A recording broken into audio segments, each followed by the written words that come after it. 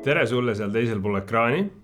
Väga suur tõenäosus, et paljudega teie hulgast ma ei ole kunagi kohtunud, siis tea, et mina olen Jakob, ma olen 36-aastane pereisa Tartus, olen kristlane ja ettevõtja ja täna tahaksin rääkida sellisel teemal nagu kaheldav usk.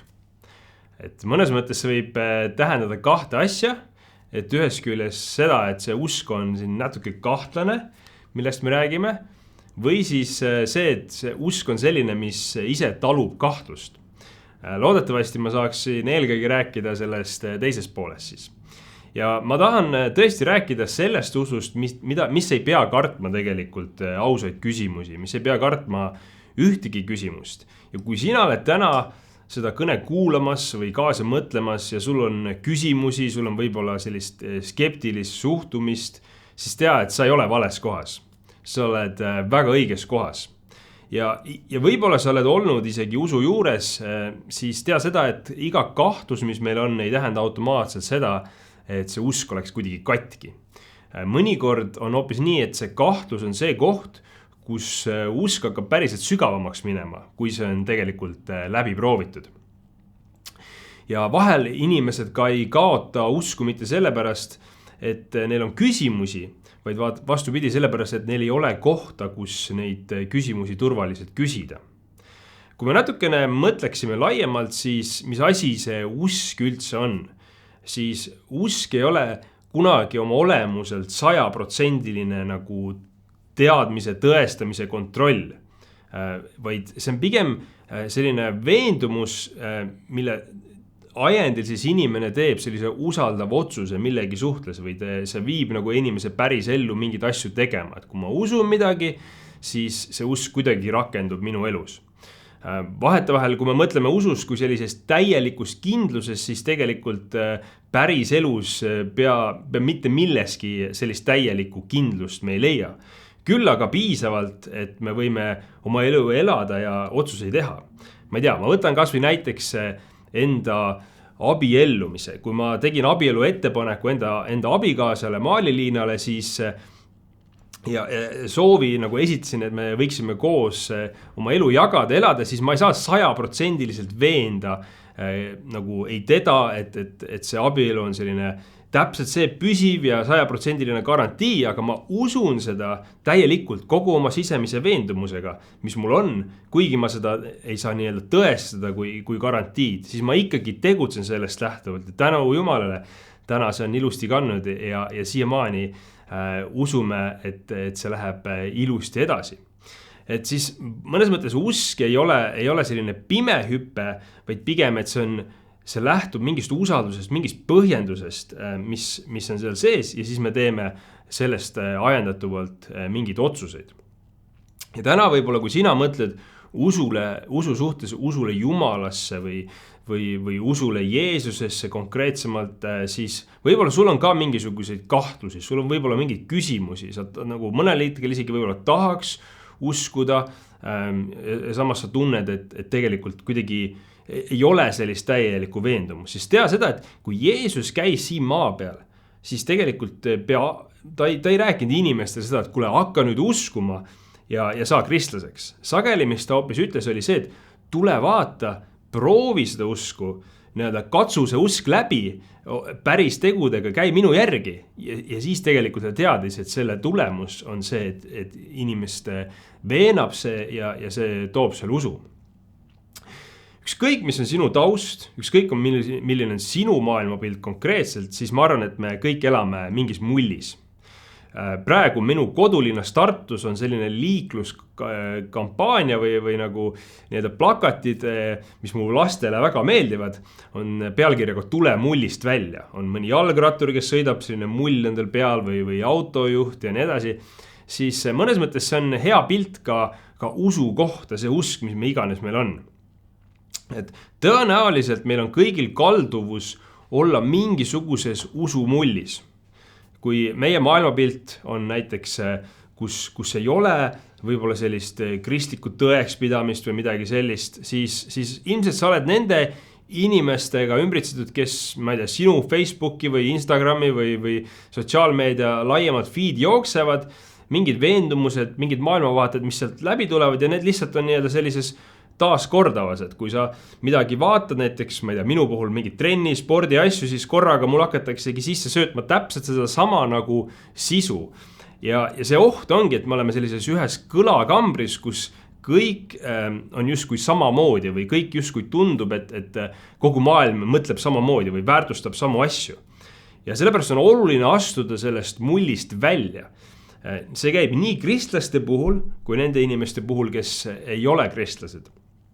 Ja ma mäletan seda, kui ma olin keskkoolis ja siis rääkisin inimestega, kes nii-öelda ei jaganud minu usulisi veendumusi kristluse suhtes, siis sageli nad esitasid mingisuguseid küsimusi ja proovisid seda usku nagu proovile panna või ülikoolis samamoodi. Siis tegelikult see oli mulle nagu väga hea, et ühest küljest ma oleks võinud öelda lihtsalt, et ei, mina usun, see on minu usk, aga tegelikult need küsimused, mis olid nii-öelda toodud nende inimeste poolt, kellel oli teistsugune maailmapilt, aitasid väga palju minu nii-öelda usku paremini läbi mõtestada. Ja sellepärast me ei pea kartma küsimusi, me ei pea kartma neid kahtlusi, vaid vastupidi, need on need kohad, kus me saame ise ka mõtestada läbi, kas see, mis me tegelikult usume, nii-öelda peab vett, mis on need peamised argumendid asjade kasuks või kahjuks ja nii edasi. Ja üks asi, millest ma sain sageli aru, oli ka see, et kui ma siis vastu küsisin inimesed, kes olid väga veendunud, näiteks ma ei tea, usu vastasuses, et kuule, et kas sa oskad mulle vähemalt nimetada, mis on need peamised argumendid, ma ei tea, kristluse kasuks või mida tuuakse vastuargumentidena, siis kui need inimesed ei osanud seda öelda, siis ma tegelikult sain aru, et tõenäoliselt ei ole tegelikult kunagi süübinudki nendesse argumentatsioonidesse. Et selles mõttes on väga tervislik, küll võib-olla sa mõtled, et Jakob, et kas sa tahad öelda, et ma peaksin hakkama nüüd kuulama, ma ei tea, jutlusi, mis on usu vastased või midagi sellist, siis ma arvan, et teatud koguses sellist nagu küsimusi ja kahtlusi, mis tuleb maailmast väljaspool usumaailma, on väga tervislik nagu aru saada, kuidas inimesed mõtlevad ja küsida neid samu küsimusi, sest see ongi see, mis aitab selle usu nii-öelda läbi katsuda.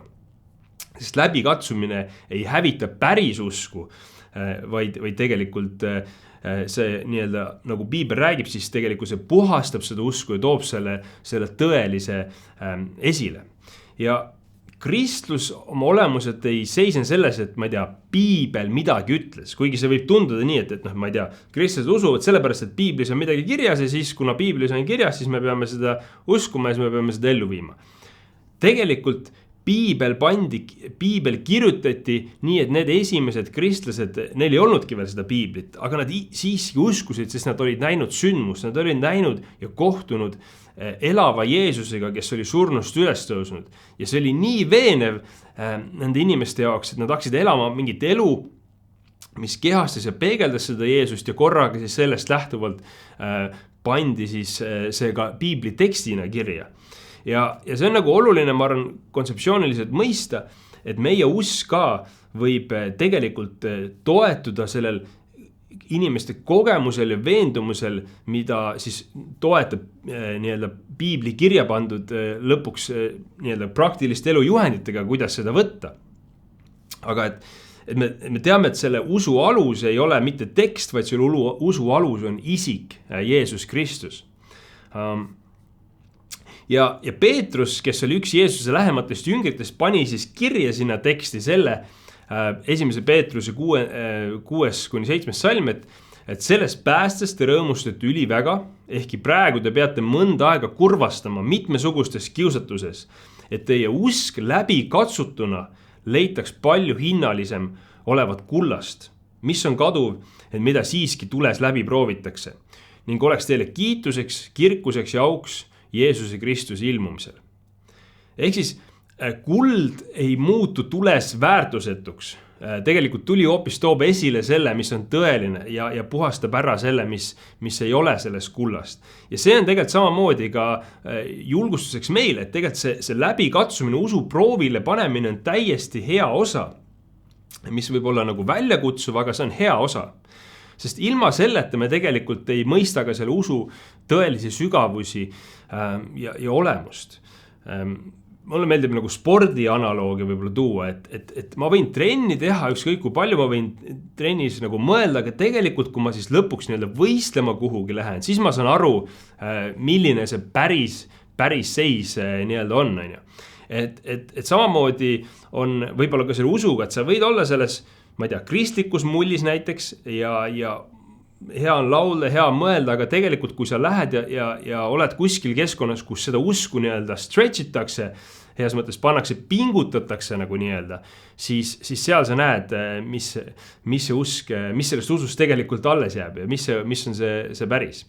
Ja samamoodi kui sina võib-olla vastupidiselt, et see kogu see usu teema on sulle täiesti uus ja sul on küsimusi ja kahtlusi, sa mõtled, et okei, et ma ei saa nagu seda uskuda, sellepärast, et ma ei saa teha seda järgmist sammu, mul ei ole piisavalt, ma ei tea, veendumust, siis mõtle usust mitte nii väga sellest, et sa pead saavutama mingit täiuslikkuse, et midagi proovida, vaid see on rohkem kui lüliti. See tähendab seda, et kas on sees või väljas. Ja selles mõttes, et usk ei ole nii, et mul on täielik kindlus, mul on täielik veendumus selle vastu, vaid sa pead midagi valima, sa pead kas tule sisse lülitama või tule välja lülitama, kas seda proovima või sellest hoiduda. Ja alati mõtle, mis on see teine alternatiiv. Kui sa ütled, et ei, seda mina näiteks ei usu, mis iganes see, nii-öelda, ma ei usu sündmust X või ma ei tea seda, siis mis on see, mida sa usud? Sest midagi me tegelikult kõik usume, millelegi me oma elu ehitame mingisugustele veendumustele, mingisugustele teadmistele. Selles mõttes on hea ka iseennast läbi katsuda, et mis on siis need aluspõhimõtted, millele me saame toetuda. Piiblis on ka üks lugu, millest võib-olla natukene tulebki selline läbikatsumine eesti keelde ka sisse. On see, et kui Jeesus oli surnust üles tõusnud, siis ta ilmus oma jüngritele, kes olid olnud tegelikult tema juures ja kellel oli samamoodi, paljudel võib öeldakse ka, oli kahtlus, oli kõhklus, oli hirme, siis ta ilmus Toomale. Ja see on Johannes evangeeliumi 20. peatükis on see kirja pandud. Ja me näeme sõna otseses mõttes, kuidas siis seda usku seal läbi katsuti. Teised jüngrid ütlesid nüüd talle, me oleme näinud issandat. Aga tema ütles neile, kui ma ei näe tema käte sees naelte jälgi ega pista oma sõrme naelte asemesse ja oma kätt tema külje sisse, ei usu ma mitte. Ja 8 päeva pärast olid ta jüngrid taas kodus ja Toomas nendega. Uksed olid lukus, aga Jeesus tuli, jäi nende keskele seisma ja ütles, rahu teile. Seejärel ta ütles Toomasele, pane oma sõrm siia ja vaata minu käsi ning pane oma käsi ja pista minu külje sisse ning ära ole uskmatu, vaid usklik. Toomas vastas talle, minu issand ja minu Jumal. Jeesus ütles talle, kas sa usud seepärast, et sa oled mind näinud? Õndsad on need, kes ei näe, kuid usuvad. Ja mõnes mõttes sellest tekstist võiks lugeda selle, et Jeesus nagu nii-öelda kuidagi ma ei tea, kritiseerib seda, et Toomas, tal ei olnud piisavat usku, siis tegelikult see ütleb midagi muud. Jeesus ei lükanud kahtlejad eemale, vaid Jeesus kutsus Tooma lähemale. Ütles, et kui sa ei usu, tule ja proovi, tule pane siis oma käed sinna, et sa näeksid neid naelaarme ja need auke minu käes. Ja Toomas tahtis puudutada, tahtis näha ja Jeesus ei häbistanud teda selle pärast, vaid ütles, et tule Toomas, tule lähemale. Ja see on ka sulle täna, ma ei jõua seal ühe kõne ajal kõiki, ma ei tea, intellektuaalseid, kogemuslikke ja sotsiaalseid argumente tuua selleks, miks kristlus on minu jaoks olnud veenev, kuhu ma olen oma elu ehitanud selle usu peale. Aga ma julgen öelda seda, et mis iganes on sinu kahtlused ja mis iganes tõestusi sina tunned ja vajad, siis kristlik kogudus nende samade väikeste kogukondade keskel või mõnes kirikus, mis iganes on see sinu keskkond, kus sina saad olla, on see keskkond, kus sa saad koguduse keskel olla, neid küsimusi küsida, neid küsimusi mõtestada lahti ja tegelikult seal kohtuda selle päris usu reaalsusega. Kuidas see usk siis võiks meie ellu rakenduda ja ma usun, et sa saad oma küsimustele vastused. see ei tähenda seda, et ükski kahtlus ei tule kunagi sinu ellu või sinu teele. Aga ma arvan, et Jumal, kui ta on tõeline ja päris, siis tema ise ei vaja nagu kaitset või tõestust enda kohta, või ta annabki ennast tunda sulle. Kui sa siiralt palud ja otsid, siis ma usun, et Jumal on leitav nii, nagu Jumala sõna ise seda ütleb. Kahtlus võib olla selline hea vihje, mida järgida, aga mitte põhjus, miks kohe ära minna. Nii nagu hea detektiiv ei sulge nagu juhtumit pärast esimest segast vihjet, mis ta on saanud, vaid uurib edasi, nii ka Jumal tegelikult ei karda sinu küsimusi, vaid ta võtab need küsimused vastu ja ta tahab muuta ennast kogetavaks. Nii et julge tulla oma küsimustega Jumala juurde, julge tulla koguduse juurde ja ma usun, et see on see keskkond, kus need küsimused võivad saada lahendused. Ja mina unistan olemaks selles koguduses, kus inimesed ei pea teesklema, et neil on kõik selge, vaid et me võiksime olla lõpuks kogudus, kus kahtlust ei häbistata, vaid katsutakse koos ausalt läbi. Ja sa ei pea täna teadma kõike, aga ära jää oma mulli ja ära lahku ka esimese kahtluse peale. Nii et need olid need mõtted, mis mina tahtsin täna sulle anda ja ma tahaksin koos sinuga minna palvesse, tuua need kahtlused, tuua need küsimused ja lasta Jumalal meie usk läbi katsuda. Nii et lähme koos palvesse. Hea Isa taevas, ma tänan sind kõigi inimeste eest, kes on kuulanud Jumal neid mõtteid, mis sa oled minu sisse andnud. Ma palvetan, et inimlikud tõestused ja inimlikud kahtluse eemaldamised Jumal nedeks kõrvale, vaid sa ise teeksid tuntavaks ennast iga ühele meist ja vastaksid meie sügavamatele küsimustele, Jumal, mis iganes need on, millest iganes need on põhjustatud, Jumal, sa näed meie sisse, Jumal, ma usun, et nii nagu sinu sõna ütleb, et kui me koputame, kui me otsime, Jumal, siis meil avatakse, Jumal, me leiame ja tõesti selles usalduses me võime käia, et mitte teada, et meil on veendumus, aga meil on julgus proovida ja meil on julgus sinuga lähedaseks saada. Amen.